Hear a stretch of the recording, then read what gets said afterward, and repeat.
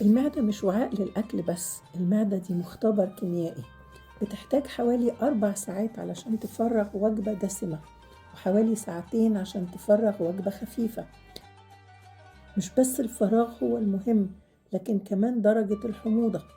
بعد الأكل المعدة بتكون فقدت جزء من حموضتها، ومحتاجة وقت كمان عشان ترجع درجة الحموضة اللي الدواء محتاجها، لأنه بيرتبط بالدواء وبيمنع امتصاصه تماماً.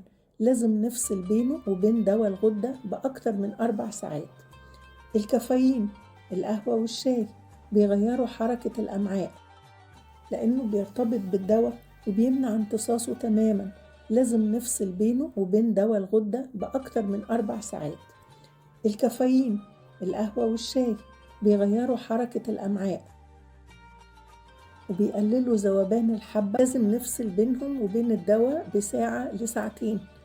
الألياف العالية زي الشوفان والبقوليات دي بتشتغل زي السفنجة، تمتص الدواء وتخرج بيه بره الجسم.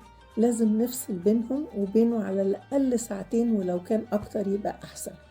المكملات زي الحديد وأدوية المعدة والفورات اللي بعد الأكل كلها بتغير حموضة المعدة وبتخلي الحبة 0 فايدة. لازم يبعدوا مدة ما تقلش عن 4 ساعات، وإذا كان أكتر يبقى أحسن. عدم الالتزام بمسافات الأمان اللي قلناها بيحول الجرعة من علاج فعال إلى قرص بلا قيمة.